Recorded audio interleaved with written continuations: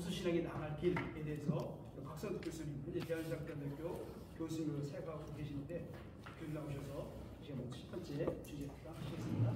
박수로 환영하겠습니다.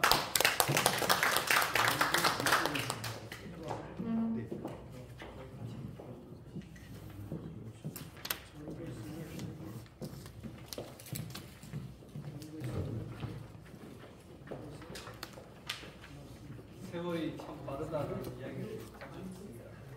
제가 286 컴퓨터가 나왔을 때 눈이 빠져라 페이퍼를 썼던 시간을 떠올리는데 요즘 굉장히 빠른 컴퓨터를 대하고 있습니다. 스마트폰이 나와가지고 제가 미국에서 공부할 때 한국이 너무 그리워가지고 부모님하고 친구하고 전화를 해야 되는데 전화비가 너무 비싼 거예요. 그래서 콜링카드라는 카드를 가지고 부모님에게 매일 전화 드리지 못하고 한 달에 한 번, 짧게는 일주일에 한 번 정도 전화를 했던 그 기억을 떠올려 보면 요즘에는 카카오톡으로 늘 저희 딸과 미국에 있는 딸과 대화를 하는 시대를 살아가고 있습니다. 얼마 있지 않아서 AI가 장착된 항공기가 있고 자동차가 있어서 무인으로 모든 자동차가 무인 자동차 시대가 나오는 이 즈음에서 우리가 살아가고 있습니다. 그래서 세월이 참 빠르고 또 급박한 기술 발전으로 인해서 과연 우리가 이 미래가 어떻게 될 것인가에 대한 발전과 생각들이 우리들에게 있는 것입니다. 그런 가운데 우리 현대 신학을 돌아보면서 이 현대 신학의 빠른 변화를 일으키는 것이 어떤 것인가를 생각해 보니까 우리가 잘 아는 것처럼 포스트 모던 역량이다라는 생각을 해봅니다. 여러분 잘 알다시피 포스트 모던은 진리의 상대화. 지금까지는 절대적인 진리가 있어서 그 진리를 따라가면 되는데 이제 굳이 그 진리를 따라갈 필요가 있는가? 문화적으로, 개인적으로, 환경적으로 그 진리를 다르게 해석할 수 있다라는 진리의 상대화를 통해서 도덕적 상대주의가 나왔습니다. 도덕적 상대주의가 바로 지금까지는 동성애는 안 된다라는 생각을 했지만 이제 굳이 도덕적인 상대화가 되다 보니까 동성결혼도 가능하지 않겠냐, 이런 문화에서 가능하다, 때로는 성별의 정체성 같은 낙태 문제는 당연히 받아들이는, 이제 한 방향이 아니라 여러 방향으로 나가도 괜찮다. 종교다원주의가 생겨서 너의 종교, 이 종교 맞다고 생각하기보다는 다양하게 이해하자. 틀린 것이 아니라 다른 것이다. 이렇게 생각하여서 이 현대신학에 들어와서 포스트 모던 역량으로 이것만이 절대적이다라는 생각이 점점 사람들의 마음속에 사라지면서 이럴 수도 있다라는 생각들로 받아들여지기 시작했습니다. 그러다 보니까 정통신학을 하는 우리들의 입장에서 하나님의 말씀이 절대 진리가 되어야 되는데 그 진리보다는 다른 진리를 따르려고 하는 여러 생각이 맞다고 생각하는 저희 조카하고 한번 대화를 했습니다. 대화를 했는데 어린 시절부터 신앙생활, 보수적인 교회에서 신앙생활했던 조카에게 동성애에 대해서 물었어요. 그게 어땠어요? 이런 대답이 제게 나왔습니다. 제가 25년 전에 청년부에서 설교를 했었는데 제가 동성애에 대해서 강하게 이야기를 했습니다. 항의 메일이 7개나 왔었어요. 25년 전에. 이런 다양한 생각들이 교회 안에 밀려드는, 심지어 보수신학을 하고 있다, 보수주의를 지향하는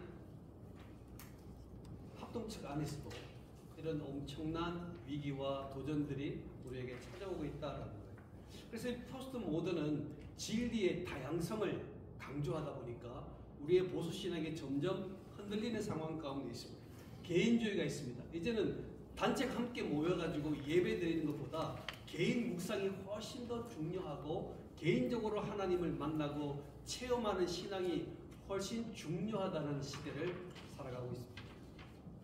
그러다 보니까 개인이 직접 신과 소통하는 영상, 묵상이 강조되는 시대를 살아가고, 아무리 교회에서 말씀을 증거해도 내가 묵상하고 생각하는 것이 더 옳다라고 생각하는 시대가 지금의 시대가 되었습니다.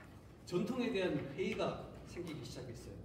전통적인 교리나 종교적인 지도자의 권위가 있었는데 이제는 비판적인 시각을 가지고 이 전통은 바뀌어야 되고 없어져야 된다는 생각 가운데 사람들이 있다 보니까 진리의 말씀을 증거하는 목회자를 비판적인 생각으로 끌어내리려는 생각으로 바라보는 시야가 포스트 모던이 주는 영향력이다. 그런 상황 가운데서 우리가 절대적인 권위에 도전하는 그런 상황 가운데 신학은 많은 영향을 받고 있습니다.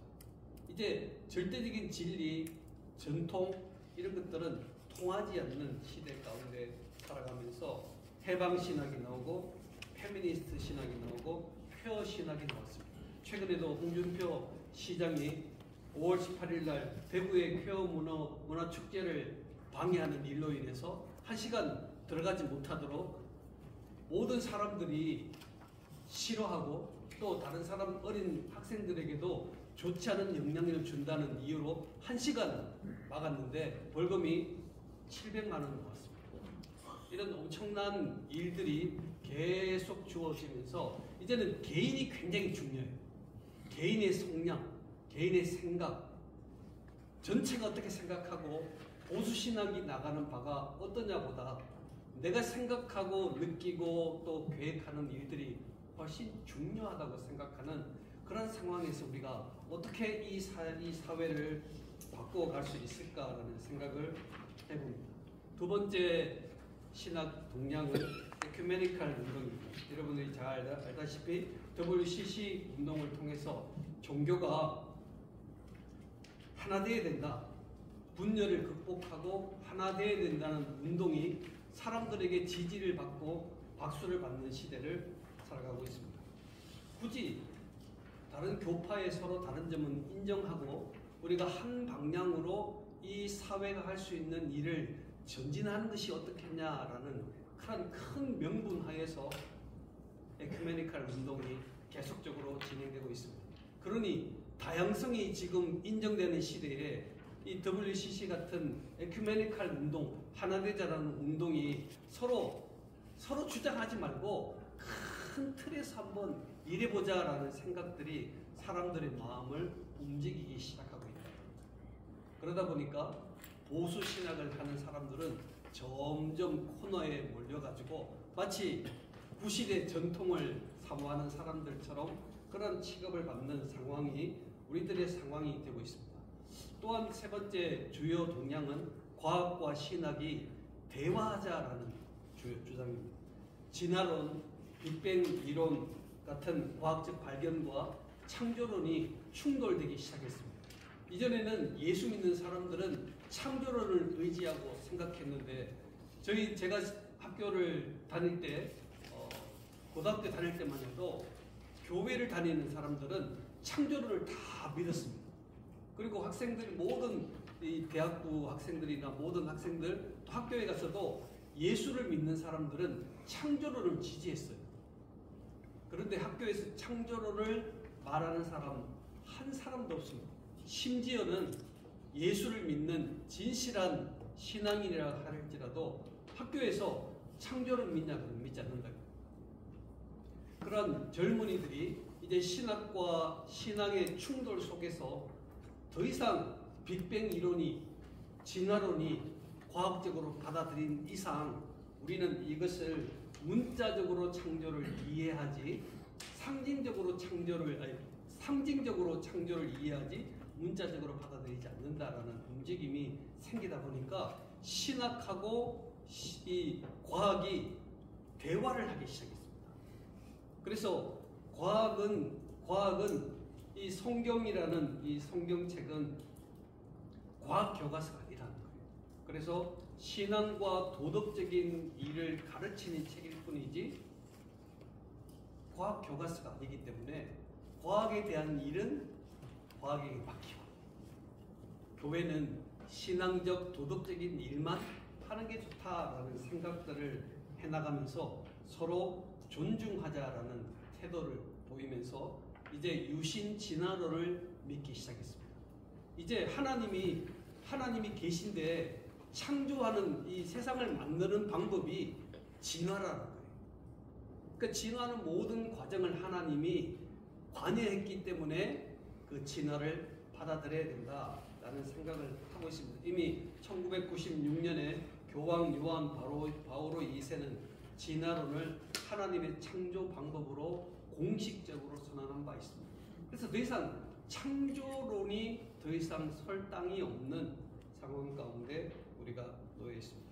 인공지능의 발달로 인해서 이제 목회자들도 인공지능을 이제 지금은 관심, 호기심으로 받아들이지만 조금만 있으면 인공지능이 없이는 어떤 일도 할 수 없는 상황을 만나게 됩니다. 과학과 신학, 도대체 이 관계는 어떤 것일까? 대화하자고 그러니까 결국 과학이 신학을 빨아들이는 상황으로 가서 많은 사람들이 유신 진화론까지 이야기하게 되는 시대를 살아가고 있습니다. 자, 그러면 저는 이런 보수 신학이 현대를 맞이해서 보수 신학이 설당이 없는 이 상황을 맞이하면서 우리들은 과연 어떻게 해야 되는 것일까? 저는 답이 아무리 생각해도 명쾌한 답이 없다라는 생각을 해봅니다. 그렇지만 나름대로 한번 어떻게 하면 좋을 것인가 라는 생각을 해볼 때 심리적 회복력이라는 말이 있습니다. 심리적 회복력. 이건 어떤 말이냐면은 스트레스나 불확실한 미래에 대해서 대응력을 강화시키는 것인데 그 속에서 정신 건강을 유지하면 된다. 스트레스가 아무리 많고 아무리 많은 어려움이 있어도 정신 건강만 유지하면 모든 계획하는 바를 이끌어 갈 수 있다라는 그런 용어가 심리적 회복력입니다. 우리가 심리적 회복력을 강화시켜야 되잖아요. 바로 그것은 바로 복음의 말씀이다. 생각해보면 이단도 말씀으로만 이야기한다 그래요. 신천지를 한번 만나보세요. 모든 이야기를 말씀으로만 하고 있습니다. 성경만 가지고 이야기하고 있습니다. 그러니 신천지 가도 성경만 이야기하고 있고 교회도 성경만 가고 이야기를 하고 있는데 똑같은 성경을 가지고 이야기를 하는데 전혀 다른 해석을 하죠. 우리가 이 자리에 모인 이유가 바로 이것이 아닌가라는 생각을 해봅니다. 건전한 보수 신학이 바탕이 되지 않는 그 눈으로 보지 않는 말씀은 잘못된 길로 갈 수 있습니다. 우리 보수 신학을 또 함께 표방하고 있는 우리 글로벌 총신연합이 정말 이 시대에 보수 신학의 길을 잘 이끌고 가기 위해서는 우리가 보수 신학을 가진 말씀 중심의 신앙을 정말 우리가 가지고 이 신앙을 유지하면서 살아가야겠다라는 생각을 해보게 됩니다. 사실 목사님들도 보수 신학을 표방하면서도 설교를 들어보면 전혀 말씀과 상관없는 이야기들을 많이 하고 있습니다. 정말 우리가 딱 하나 얻을 건 하나님의 말씀인 성경밖에 없는데 이 성경을 제대로 증거하지 못하는 일들을 보게 됩니다. 신학교에서 성경을 가르치면 신학생들이 성경을 너무 몰라요. 말씀 하나밖에 없는데 이 말씀이 제대로 증거되지 않고 있는 현실을 생각해 볼 때 정말 우리는 심리적 회복력, 말씀대로 돌아가서 말씀을 잘 가르치면 이 어두운 시대를 이길 수 있다라는 확고한 믿음이 우리들에게 있어야 된다라는 생각을 해보게 됩니다. 또한 우리 보수신학이 해야 될 부분들은 문화적인 대응력이 필요하다. 우리가 현대적인 일어나는 일들을 쉬운 현대말로 풀어서 하는 능력이 정말 약한 것 같습니다. 젊은 세대는요 어려운 용어를 사용하지 않습니다. 우리가 가만히 생각해 보면 진짜 어려운 용어들을 굉장히 많이 사용합니다. 어떻게 하면 문화적으로 이 젊은 세대를 복음을 증가할 수 있을까? 쉬운 용어로 복음을 증거할 수 있을까에 대한 고민이 유튜브로 이어지고 또 문화적인 여러 많은 매체를 통해서 표현되어야 되는데, 제가 가만히 유튜브를 가만히 하루를 앉아서 다 검색을 해봤어요. 내용이 너무 어려워. 자유신학 또 이 WCC에 속해 있는 사람들의 이야기를 들으면 굉장히 쉬워요. 똑같은 말을 아주 현대적으로 쉽게 풀어서 설명하는 걸 보면서 과연 우리가 복음의 말씀을 증거하는 이 통로가 너무 전통적인 방법을 사용하고 있지 않는가, 이런 대한 생각을 한번 해봅니다. 보수신학이 정말 우리가 앞으로 나가기 위해서는 현대적인 표현을 입어야 한다. 복음의 말씀은 그대로 있지만 이 복음의 말씀을 현대적인 표현으로 쉽게 설명함으로 젊은 세대들이 쉽게 이해할 수 있는 방향으로 우리가 연구하고 또 새롭게 됩니다. 지금은 탈교회화 시대 아닙니까? 우리 다음 시간에 탈교회 계속 나오겠지만 탈교회화 시대. 굳이 교회 안 가도 혼자 말씀을 읽으면 된다. 가난한 성도들이 계속 늘어나고 있습니다. 가난한 성도들은 계속 유튜브를 보고 언론 매체들을 통해서 교회의 말씀을 듣습니다. 오늘 우리의 복음의 신앙 또 유튜브를 통해서 여러 많은 미디어를 사용해서 우리 보수신학자들이 이제는 현대적인 표현을 입는 아주 쉽고 간결한 일로 모든 매체들을 만들어가는 일들이 우리에게 필요하지 않을까. 우리 연세가 있으신 분들은 자녀들하고 대화를 생각해보면 자녀들하고도 대화가 안 됩니다. 그런데 교회 와서 말씀을 증거하면, 또 신학교에서 말씀을 증거하면 젊은이들은 이해를 하지 못합니다. 그런 즈음에 우리의 고민이 깊어지는 것이죠. 이 현대 모든 사회들이 보수 신학을 가진 사람을 꼴통품으로 보고 있는데, 그 속에 있는 우리의 구성원조차도 우리가 생각하는 복음의 핵심들을 이해하지 못하고 받아들이지 않는 이 상황 가운데 우리가 놓여 있으니, 정말 우리가 위기라는 이 위기는 우리로부터 시작이 돼야 된다.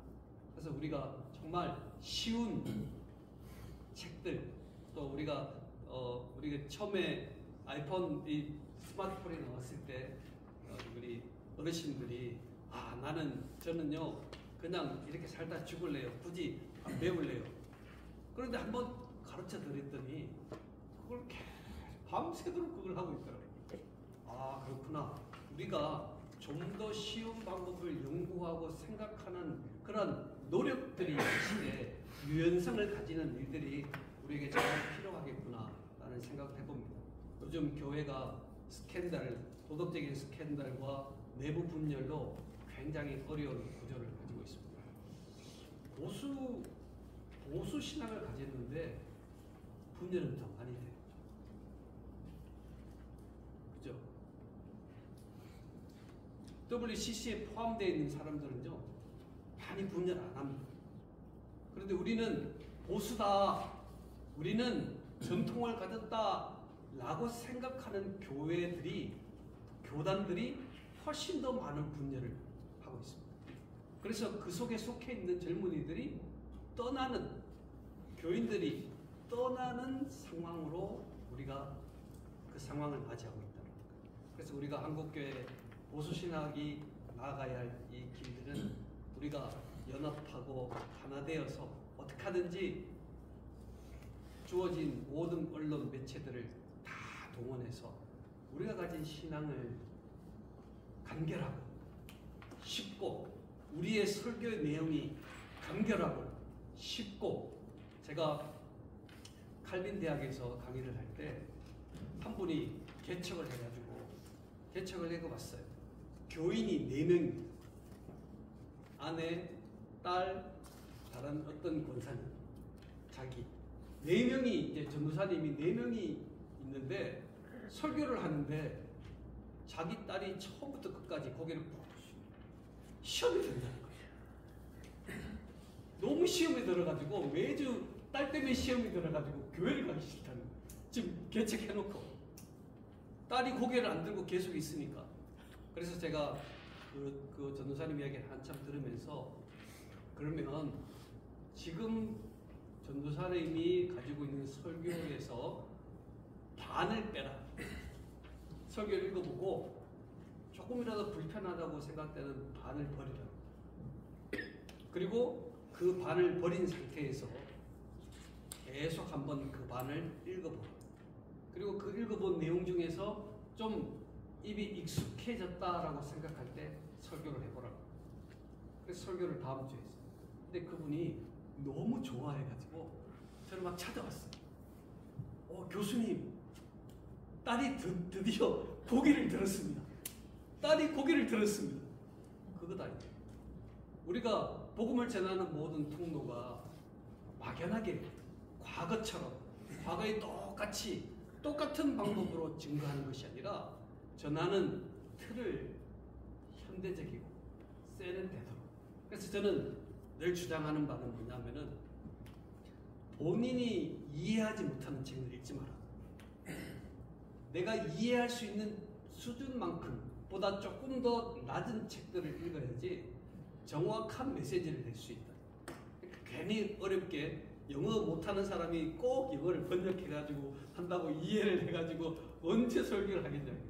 그래서 우리가 보수 신학자들이 정말 간결한 매칭, 깔끔한 매칭, 현대적인 매칭, 이런 외침이 필요한 시대다.